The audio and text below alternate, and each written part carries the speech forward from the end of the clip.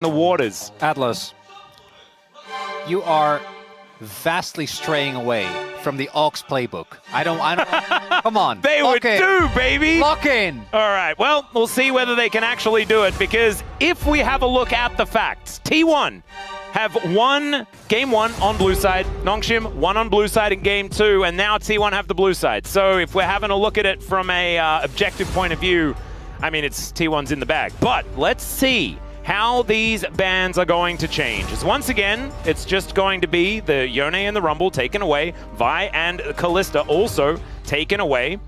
The Victor might make it through this time. There are quite a few things that have now been fearlessly banned away from both of these squads. Who's going to have that flexibility, as the Xayah is going to be the ban here, as Corki was taken away as the final ban. So that means a lot is left up and available here for both teams. Even that first game, let's not forget, felt like Nongshim for a large part of that was kind of running the show. Well, running the show maybe is a bit much because there was a lot of back and forth, and neither team really looked that clean. But even looking back at that Baron play, that game was not over if, say, Gideon just runs it off, right? Like, actually try to go back in. If one or two members survived, they could have probably helped there. Could have been the difference maker. Could have been looking at a 2-0 for Nongshim as the Faker. Victor gets picked up. His performance on the Talia was amazing. He was kind of invisible on the rise. Ooh, ban Xayah and then pick the Kai'Sa. That seems like a decent game plan, as that's a lot of power for Calyx as well. Damn, that's a decent 1-2 punch. You can see the young man with a smile on his face after that one. Is it like Neferi? You gotta pick something that pairs aggressively well with Ahri. Xin Zhao is already gone. Vi has been banned, as would be expected. It's like Neferi, Lee, Jarvan. That's kind of what you're looking towards. If they pick up an AD carry without mobility here, that could, I think Jarvan could actually be an angle. Well, Sion is going to be a beefy option, as that feels like putting Doran in jail. Well, he should be, unfortunately, after those first two games.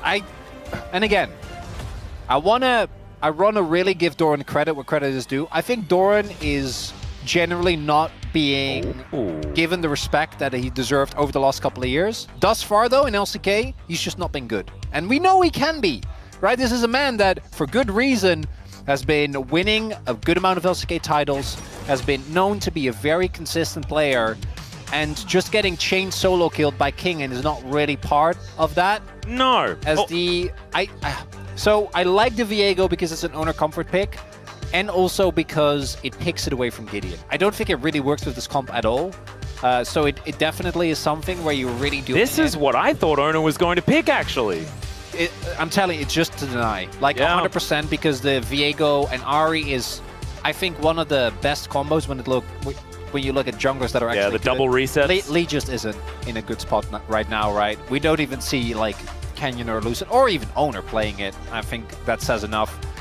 The Nocturne definitely feels worse because it doesn't have the immediate setup for the Kai'Sa. It doesn't have the ability to really go quite as or set up as nicely for the Ahri. You always want something with instant CC, but it does enable you to go for some crazy plays that otherwise you wouldn't be able to. And if Gideon and GU sync up, you have an incredible amount of backline threat later on. It's a Lehen Shen angle. It is 100% the Lehen Shen angle. Yeah. That needs to be banned. That's got to be the last ban. No, I'm with you, particularly with the Nocturne. Yeah. Yeah, no, I didn't see it before, but I'm seeing it now, Atlas. Yeah, the Shen delivery system is certainly going to be there, as there's that AD carry with mobility going to be banned away. You can, of course, outrange this Kai'Sa pretty aggressively if they go for like a double ranged kill lane in the bottom side. That would also mean that picking the Shen is going to feel a bit worse. Do you just go Kate Karma? Yeah, something like that is what I was kind of thinking. And like Blitzcrank going to be taken away. I'm looking. Corki has been banned by T1. That would be another one that I would look to go towards. Yep. Oh, Rakan, though, is going to be the option. That's a classic. Yeah, speaking of classic, Smash, considering the Jinx right now, we'll lock that one in as the support Graggy. And no, it's not going to be that. It will be the Tahm Kench. So Keiria's famous engage Tahm Kench coming on through. But it's into Rakan. Isn't Rakan often picked as like an answer to the Tahm Kench? Because, you know, you want to be standing next to each other and stuff. From a comp perspective, this is like a crazy Kench angle. Oh, yeah. Right? Because you are... Oh, my God. Do it. Oh, King and God, the GP. And if ever there is an ego pick angle, the GP into Sion from Kingen is certainly looking at that. But also it fits, you know, you've got like a lot of these globals and things like that playing for side lanes with the Nocturne on top of the fact that you have the Cannon Barrage is really going to skew things if they are going to be playing for the late game. Not to mention Killer Instinct from the Kaiser as well. So the T1 comp looks amazing if you can get past the first 20-odd minutes. Right? Once you hit 2 items on Victor, once you hit 2 items on the Jinx, you're going to be feeling great. But when it comes to early contest, what do? You're playing as Nocturne Ahri. You hope that Nongshim play like they did in Game 1 and give you everything for free. Yeah, but they didn't in Game 2 at all. Right, but that's blue side. Yeah. Blue side, if you have blue side, then everyone agrees that you get all the stuff. There is Oner on the Viego, and Oner has actually been the only member of T1 that I feel like has been consistent in every single game. I did think his end to the previous one was a little bit iffy, but outside of that, I think he has actually been amazing drawing. Amazing. Yeah, we saw that one in the intro as well. So well done. That's Jiu on Kaisa as well, and which he's playing. That's what he's doing right now. T1 though, a lot of scaling, as we can see here, and Keria, an amazing Tahm Kench. Needs no introduction on that one. The engaged Kench is very, very strong. Nongshim though, a very aggressive composition, a lot of side laning power. 2 very different styles clashing here in Game 3.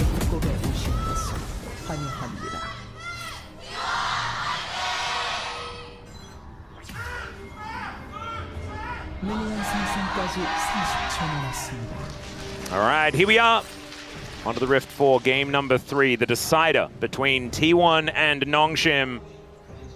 And for those that are watching this as a T1 fan, you're like, wow, Nongshim are playing them really close. I'm really disappointed. Don't be. I think, like, if you, especially if you watched the recent Pogstate episode, I think a lot of us have Nongshim as a pretty comfortable Legend Group team. This is a squad that we think are starting to really come into their own. And I'm hoping to see even better things from them in the future. I think that Nongshim will be taking a lot of games like this from even, you know, the Hummer Life Esports, maybe the Gen Gs, and the DKs moving further forward in the tournament.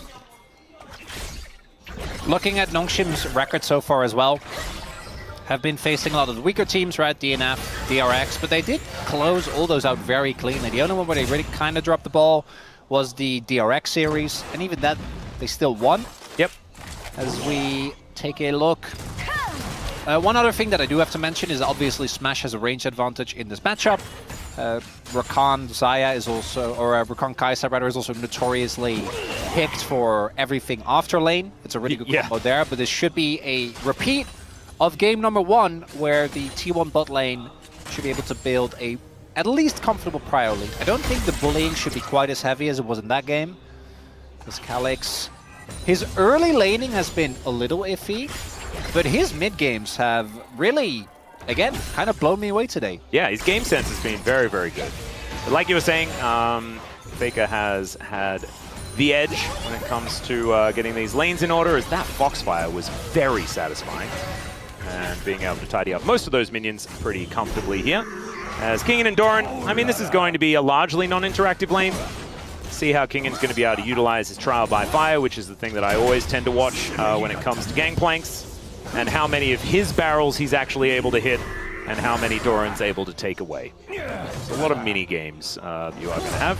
As that barrel lands quite nicely. Brass Fox coming on through. Man, that's another one. As I thought he actually had a passive back up then and possibly could have started burning down the Sion even more. You can see it is just shoot and Q, and it's like Q, Q, Q, and Q, and Q from both of them. That does describe a lot of League of Legends, Atlas. Like yeah, that's true. It's a lot of matchups. However, it is still this matchup, okay? Whether it is, you know, universal or not, doesn't make it less true. There's another Q, for example. Yeah, okay. Sorry. Yeah, I shouldn't have doubted you. Well, more barrels being thrown. Roar of the Slayer not going to quite hit the mark as Gideon looking for an early gank angle, but there is a ward in that brush as the zap connects onto Lehens. You're going to get slowed down here.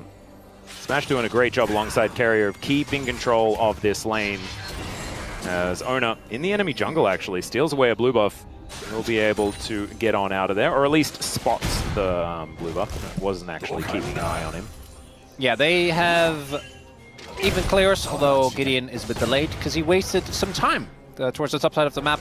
Obviously, both junglers are happy to farm, but Nocturne kind of has to because his early presence is very, very negligible. I also wonder what Kingen is going to do in terms of build. I personally would not be opposed to just go like Triforce into LDR. This is one of the occasions where being able to bust tanks reliably is, I think, going to be a really big deal that we'll see. We've also seen like the collector prio be high, and in this case, you could argue that Doran is going to die just because Geo is going to auto him, and being able to actually do as much damage as possible to Smash and Faker might be what he indexes towards. I also wonder whether he's going to pick up a cult. We're about to see as Calyx not quite able to step out of that one. Yeah, still able to get these minions though, so as far as lane control, he's doing just fine. Couple of the red rocks picked up that we've seen be quite a trend here in the LCK. As Kingen looking for a little bit of a reset angle by the looks of things, didn't have a lot of the blue stuff as Smash is going to get ignited. Geo looking for an angle here as the Battle Dance gets the Rakan out of there before the Flame Chomper's arm. And that is a very nice trade. Kingen actually electing to stay, as we can see, but Calyx is in a whole bunch of trouble. He's going to have to flash. Gets out of the way of the gravity field, but thank goodness he didn't walk into a Viego. Outplayed there. Faker presenting him with two bad scenarios. Either you don't flash and you end up getting killed by Faker, or you get herded towards Oner. And again, the early laning troubles do continue. Ahri, as long as you hit 6 and he's like 20% off, you'll be fine. Particularly against something like the Victor. Victor doesn't. If it was a, you know, like a Lissandra or something of the sort that actually had immediate CC, it'd be kind of tough, but we did Ahri, see Lissandra, didn't we, in the LPL? I think so. Lissandra to me is one of those champions where I'm always like, I hope she comes back every now and then, but if it is a Lissandra meta, it's not fun. No, it doesn't feel all that interactive. I feel like Talia is like the more interactive and fun version of Lissandra. Yeah, Lissandra to me is just when she's good and her laning phase, her weak laning phase can be kind of negated. It's Smite Fight. Yep, gonna be secured here by Gideon. Nicely done.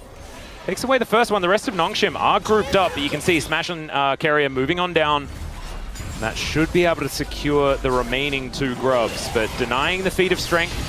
Going to be nice here for Gideon, and wanting to just get the experience, right? The rush to level 6, obviously the thing for the Nocturne, as Lehen's able to get himself out, but will get licked for his trouble. There is that engage Kench as Keria goes in.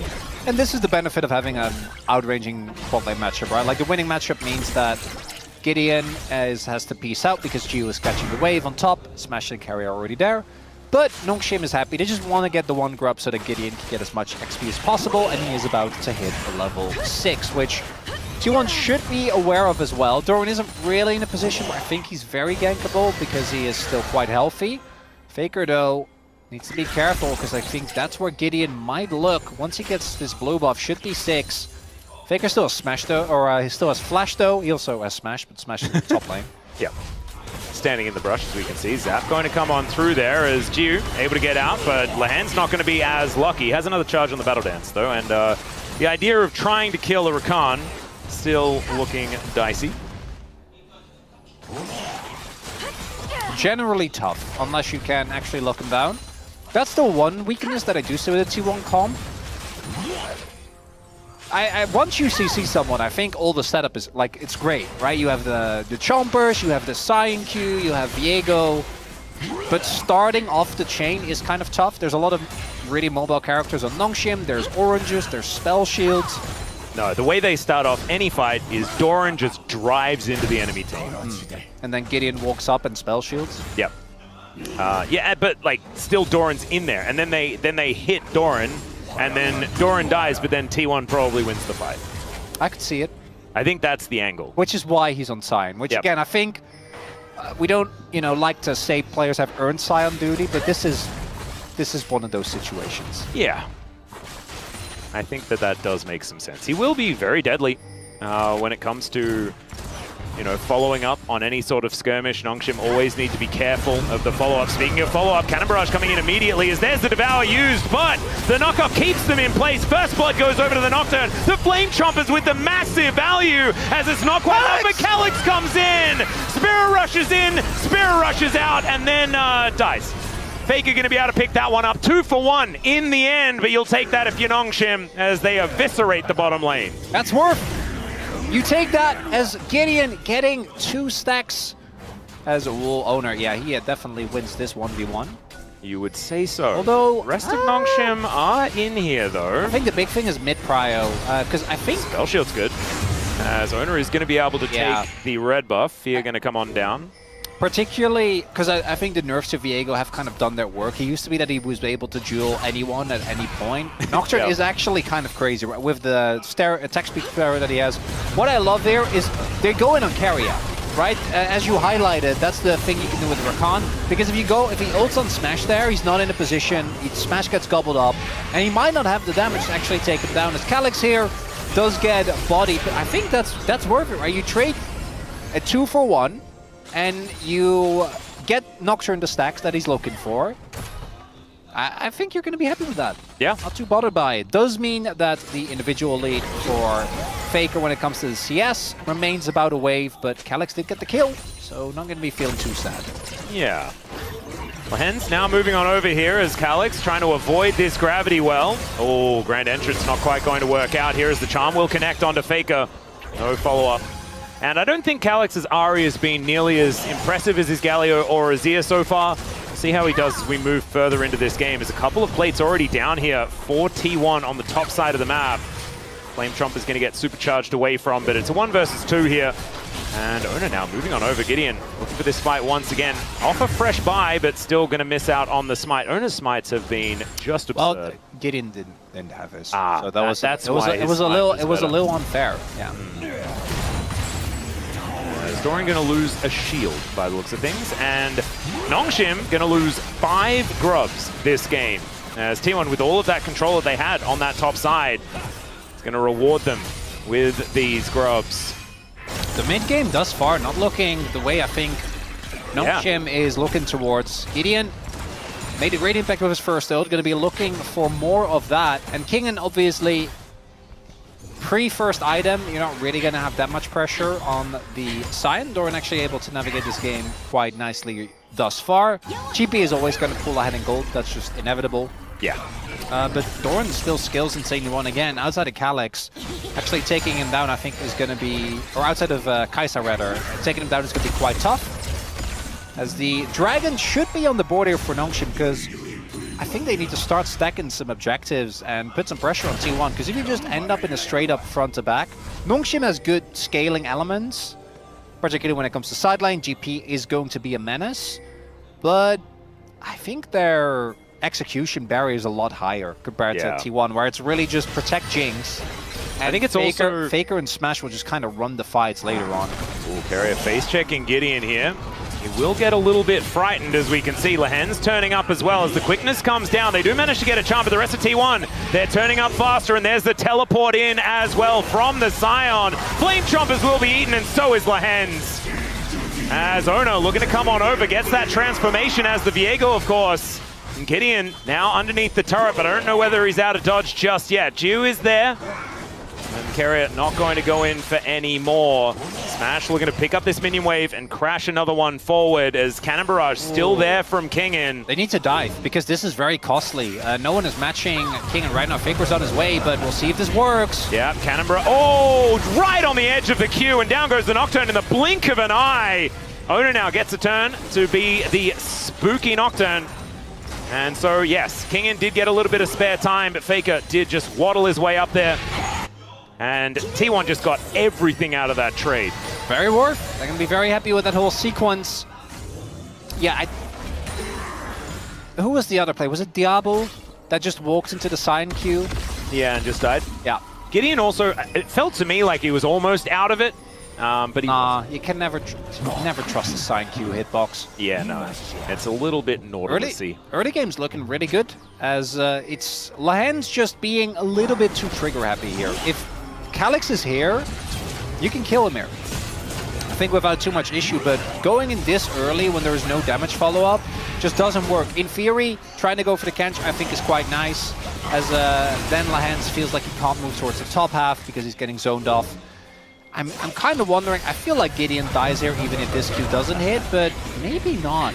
Not 100%. Yeah, see, he thought he was out of it. He was out, but like, if you've played enough against Sign, you know that that is definitely not a safe space. But even with the King and ult, I think they got the crash in anyway, so probably someone would have died. It's Gideon looking for an ult again. Yeah, and there it is. Once again, it's the paranoia to come on out. They get the knock up there as well, as the Jinx is very healthy, and there is the triple knockup from Keria. Oner turns up as well, but the barrels explode for a lot of damage, and Lahens gonna need to try and get himself out, does so with the grand exit. As Calyx also invested ulti to try and stop Faker there, as we can see, avoiding these orbs of deception really nicely. And Nongshim seem to be falling apart at the seams a little bit here in this game 3. In the short term, that play not working out. Do note the summoners though. They got 3 flashes for that, and no one ended up going down. So it's a bit of a shame that Gideon's ult didn't hit the mark the way it did on the previous one. As with how Gio has been playing, I was a little worried that he would just walk into a Q there and die. We've seen a good amount of Sion, or players into Sion, do that now. A little bit too consistently for my liking. As Kingen, the expectation is that this GP is going to scale into a legitimate win condition, but we saw there as well, not that much damage actually available between the barrier, the rocket shield. Couldn't quite match, as King going to pick up yet another wave here towards the bottom side of the map. Yep, parrying all the minions, that was satisfying. Whole wave just getting obliterated. The thing that I'm worried about is the fact that Smash has been free farming, now 20 CS in the lead. Lahens also possibly in trouble, as we're seeing. Still able to dance his way out of there, but it does mean that he's unable to just walk around and get wards down where he wants them. And Gio defending this outer turret as best as he can. Do have the feats of warfare already completed here for T1, as they made it to 3 kills, but still no first blood, and only 1 objective has been secured here. T1 being able to grab a 3-stack of grubs, and no one has taken a dragon again! No dragons and no turrets? It's in my LCK? Yeah, that's not surprising at all. I don't know why I tried to sell it. Yeah. But I think the dragons thing is a little bit... The dragon thing is, yeah. As much as we joke, we both know LCK teams love trading dragons. Well, ideally for grubs as well. That's gonna be feats going over to T1. Yeah. So turret going to be secured. Doran upgraded shoes coming on in there. As Lahens, you can see, really wanting to find an angle. They dive onto Keria, who does have the grey health, eats it, and still goes down. The train is going to land. Massive double knockup. Super Mega Death Rocket comes in, but Smash is going to get CC'd by Lahens. 1 more auto required, but look at this. T1, they just say, we've got a train, and we will just run you over. No! And you cannot even get it. Oh, no. That is insult meeting injury. That is an ace, and T1 take full control. Doran actually saving the game there. Yep. Oh, man. That's where we're at, Atlas. I didn't see it coming, but I want you to watch the absolute cinema of this crash. As initially this fight looks rough. Keria just goes down. They bait them in, and then look at this. 2-man knock-up. Then 2-man Q, sets up for Smash. Smash gets his passive, and the rest of Nongshim already way too deep. Untouched is the Jinx, because so many resources have been invested into killing specifically that Kench. Gio doesn't even get the eye for his troubles, and now Smash sitting at 2 items, and this game... 2,000 gold the lead, just for Smash on this Jinx. Atlas. Yeah, I have a feeling that perhaps this one is in the books. However, it's not over yet. It is good to see T1 having a bit of a bounce back, even after just that disappointing game 2. This is what we wanted to see, you know, it was supposed to be. Angry T1 just stomps Nongshim. I think next best is Nongshim plays up to T1, and T1 is still able to put them down. As Faker in this side lane here. Kingen still going to be, you know, attempting to scale as best he can. You can see Faker able to even win the barrel mini game. There's the collector. I'm not surprised. I've seen a lot of GPs. Oh no, not the miss. Oh, it's a bait! Yeah, it is. And Faker goes down exceptionally fast here as well, as Kingin gonna have to eat some oranges, but Faker is actually gonna stay alive. Teleport comes in from Calix as the zap will protect the president. Now that is an immediate charm onto Doran, but he's a brick wall, and they're not gonna be able to get in there. So they just save Faker. 4,000 gold, still the advantage here for T1, and there are bounties on the Rift. And remember, T1 sculpted themselves a pure scaling composition. This is Tahm Kench Jinx. This is the classic hyper carry, get to the late game and dominate. It's Tahm Kench, Jinx, Victor, and Sion. Yeah. Yeah, this certainly fits the old front-to-back team fighting composition MO. I went for Serpent's Fang instead. Huh. I mean, it's, you know, there's a lot of shields on the enemy team. I guess it's fine. I guess, yeah, you go Serpent's Fang into LDR. I guess you can go Executionist as well. Executionist is quite good here, actually. Okay, that makes sense. So, things are not looking too hot for Nongshim. Even though, again, I think there are comps of their element that scale well. There is the Kai'Sa, which eventually does get to the point where if you can get access to Jinx and Kench isn't near, you can blow her up. Oh, Kingin found Doran. Kinda. Well, actually, he's taken real damage. In comes the Kai'Sa to try and help out as well, as the barrels are connecting. He just wants to get to a good position, but doesn't have the ulti anymore.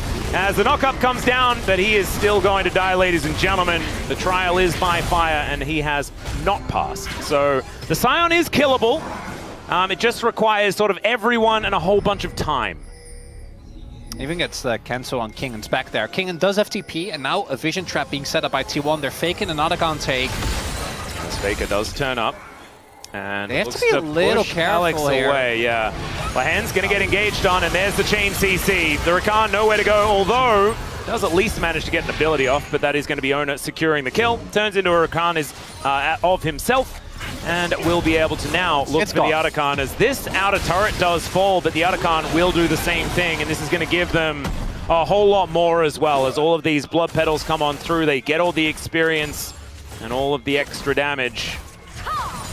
Yeah, it's a rough one for Nongshim. Nongshim going for the classic, well, I guess we cross-map, because we kind of have to. It was 16 to like 15 before. Now we can just, oh my god. Yeah, number keeps 43 to like, what, 15, 16. The experience, Smash and Geo were even. Now Smash is about, what, like upwards of half a level ahead. Mid lane, looking similarly rough for Calix, who, as you highlighted, unfortunately, after 2 insane games, this one a lot more neutered. I think we see the reason why Victor has been so consistently banned or picked away, as Calix on the unfortunate receiving end of that one, and T1 looking clean. Oner going for the current classic Viego build, where you just really want to kill them. Yeah. You always do, but he's also 3-0 and 5. That's like one away of 100% kill contribution as the Viego in this game. Oh, my POM vote is not difficult, Atlas. No, it's not a toughie. It's definitely not a toughie. As he's like won every single Smite fight as well throughout the series. Guy has been doing good. Yeah. Yeah, he has been. Love to see it if you're an Oner fan. Nongshim, again, not out of it. Gio is about to hit his Nashers. And this is the type of champion that can actually bust through things like a Kench, like the Sion, but we're gonna need more than that. We're gonna need to see Kingdom with a third item. We're gonna need to see Gideon with a second. Yeah, Calix can at least inside, but like, who do you even go for? You can't kill Doran unless Gio's there, and even then, it's gonna take you a good amount of time. Yeah, Doran is stacking up the magic resist as well, as we can see, and with both the Kai'Sa and the Ahri being the damage sources outside of the Gangplank, you're feeling pretty good about that one. As Nongshim, I think, have a little bit of an idea that they want to start something. And of course, they want to be playing on the front foot, right? You're a Nocturne composition. You're the one that wants to be making it dark, making the plays. Lahens will be able to get himself out. Speaking of Nocturne, he's going to be now going back home. Yeah, the Dragon has spawned, and that is just immediately going to go to T1. This is gone. There's no way for them to really contest. Nice sidestep there from Faker. He's going to be able to avoid the barrel damage. Yeah, we're looking at, you know, Hail Mary barrel. Not the player, the ability. Yeah. Or someone in T1 overextending inside, but that's also easier said than done. Interesting. Interesting. That makes things pretty good for T1. I'd say that Doran's pretty happy about the good old Chemtech situation. Yeah, Viego as well, as his catch. Tom Kench, yeah. Even Victor has a good amount of his shield buildings kit. He has his Seraphs as well. This is T1 also not taking any gambits. No shenanigans. No weird jungle fights. I mean, you say that, but in 50 seconds. Well, the Baron is going to spawn and they're going to do that, but that's normal. You know? Yeah, and I guess they can probably actually just do that as well. As Kingin, he's going to try and go for it once again. As Passive does a lot of damage. Doran not going to be able to get the ulti to work out as the immediate follow flash comes through. Cannon Barrage says that there is no way Jiu's going to show up as well. They're investing a lot to kill this Scion, and kill him they will. It's just at what cost? As here in the mid lane, we are going to find out. As Calyx dancing around does manage to take down the minion wave, as the zap is collected by Lehens pretty diligently.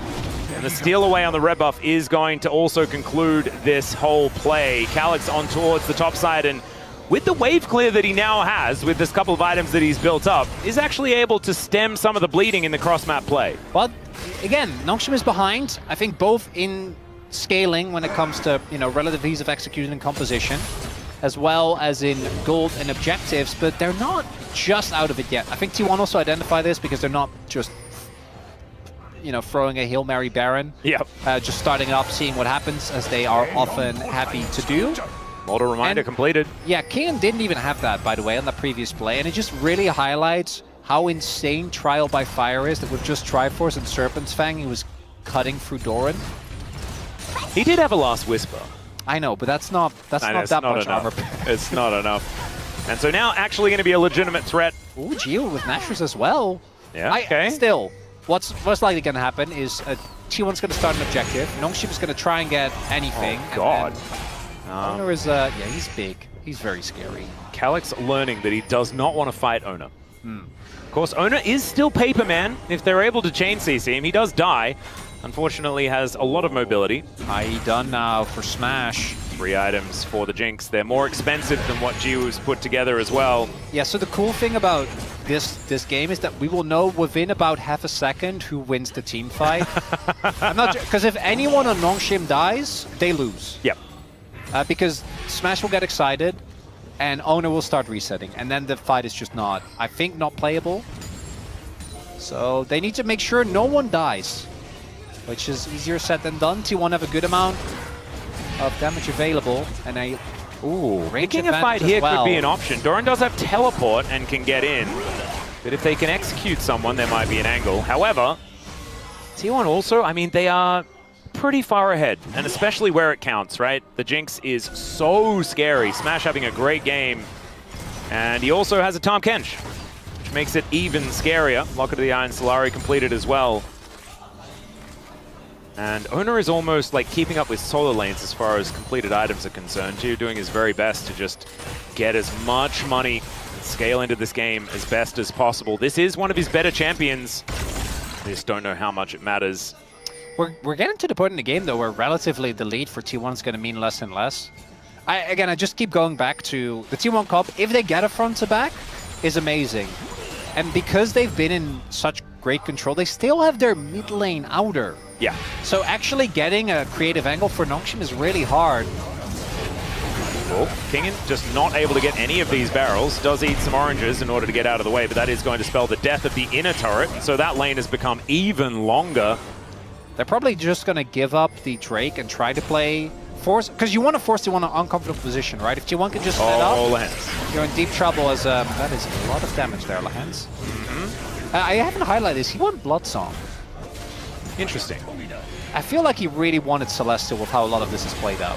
Oh, the charm just not really going where it wants to as the Chaos Storm gets every flash under the sun. Kingen going to be the first to go down, and that, like you said, is just going to spell the end. Oh, Voidseeker almost killing Oner here, who's still ticking down as there's the paranoia to finish him off. I think it's a one-way trip, though, as Gideon trying to get himself out of there. The zap going wide. The knockup not connecting, and he has the spell shield.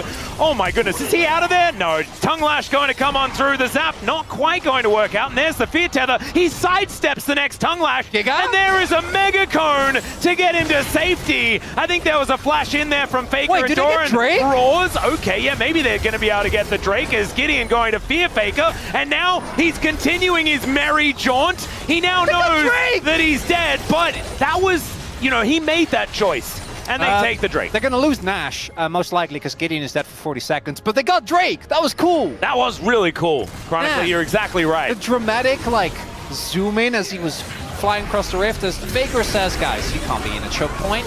And he's right. Even though Kingdom takes a little bit of time to die, everyone else is very much on the back foot as expected. He wants to start this up. All the damage dealers are here, though. Yeah, Cannon Barrage not available just yet. Alex going in, misses the charm, and gets crashed into, or at least Kingen does. He needs to get out of there, but he has no options. Over the wall goes Calyx. Land's gonna follow him, but Oner gets over there as well with a Heartbreaker. And now T1 looking for even more. Super Mega Death Rocket just to make sure that they get out of there, and they do so. It is only the Gangplank going down, but he's dead for 40 seconds time. And so that Cannon Barrage that's up in 4 is gonna have to wait as well. As Doran's over the wall, but this Baron has been started. Void Seeker going to at least get on in there, and Gideon does have Paranoia, so flip it. They might be able to make this a 50-50. Still, it's exceptionally dangerous as the charm is going to come through onto Doran. One-way ticket. There's the Paranoia, and he needs vision. He needs to be able to click on someone to get in. The triple knock up there from Doran as well, as the Baron is now low. In goes Lahans, over the wall they go. The Baron is still at 1,000 health as Gideon unable to get it because Oner is the king of smites. Calyx able to get himself out, but the fight is well and truly lost. And T1 are going to look to push for the win. It was Smash! All right. How did Smash get it? Well, maybe because Gideon died. Because they just ignored the Baron. It was really smart stuff there from T1. A swift call to say, we are killing them. We are not going to take down the Baron. It's the Smash Splash damage, Atlas. Oh, God. He got them. Oh, God. Well, okay. Maybe the game isn't over just yet. Let's, Kingen? No. This game, it's that one extra longsword that really did it. It's been too entertaining. I don't want it to be over. I know it is over. Atlas, we all know that. But I don't want it to be over right now. Oh, we are driving into the top lane. You know that feeling when you play a game and you know it's almost done and you're like, I don't know. Yeah. I mean, it's like when you get like that ultimate deck in Slay the Spire, and you don't want to kill the heart. As unfortunately for Kingen, he does not have a dash, and he's very far up, so Doran just ults him, and he kind of dies. Now we take a look here. A lot of resources are invested by T1, a lot of time rather to try and make this play work, as this looked a lot closer than I thought it was going to be. Actually nicely done by T1, play around the vision denial very well. Also, don't damage the Baron until the ult from Gideon times out. And then Lahens goes in, but the problem is that Smash is untouched. Oh, Gio also goes in. Yeah, that ult for Gio was unfortunately not it. He saw blood in the water. Unfortunately, it was precognition and it was his own, and he ends up dying. Yeah. And now that gold lead has gone to a nigh insurmountable level, although it's only mid-inhib. I'm trying to cope at this. Although it's only mid-inhib, all right? Mid-inhib, and they're not going to lose soul. True. Doran has in about 70,000. Atlas, let me cope. Okay, got it. I got nothing. I think Doran can actually just walk up, tank all 5 of them and the turret, and then T1 kills the turret. I thought that on side, and it was never true. But they didn't have the rest of T1 backing me up there. I feel like it might have helped. Yeah. Just having a look at how many bits of health bar he has, you know? And they're just guarding this siege minion. So 30 seconds to clear out vision where he can. And Doran's doing it. He is making the play. Yeah, where he just walks up, tanks the turret, minions stay alive, and the second inhibitor is going to go down. Nongshim, it's up to them to try and start a fight here. And they do have all of their buttons available. Unless... All right. T1 are going to play it slow. Smash gets tagged. And it's not Soul. No, I know. Because of Gideon's shenanigans. All right. Still, they lose 2 inhibitors. Now, I mean, let us cast your minds back to a certain game that did have a smolder in it, right? Oh, Gio, the smolder moment. Yeah. Got mercilessly shot down in perhaps one of the most cinematic moments ever when the arrow pierced the dragon. I'm being made fun of. That moment hasn't happened yet. I'm being made fun of by the copium overloaded here from the cast. Because I mean, know this is over. Yeah, it is. It's done. But we need to now take this moment to try and see whether there are any angles, even if there are not. As it's 8,000 gold is a pretty big deal, and it's the Jinx mainly that has most of it. 2.8k is really just ludicrous. He's got a GA as well as an extra cheeky BF sword because he can. You need to get through GA, barrier. Flash will probably be up by the next fight. Oh man, there's just more and more copium images on the prompter right now. Oh my god. They're really spamming those. They really like load them up. As Lehen's just taking a cue for fun. It's bait! Oh no. Yeah, well, they do manage to get a charm onto Faker, who just goes golden. Lehen's now just gonna get knocked up and taken down.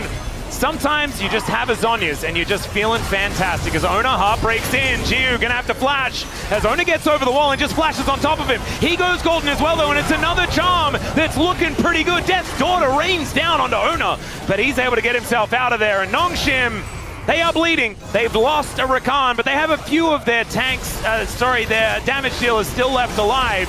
But Doran just doesn't take damage. And now Keria is diving forward. Down goes the gangplank. Keria will fall, but he's making the sacrifice for his team. And the GA is procced. The Nexus is exposed, and T1 will be able to take down Nongshim here now.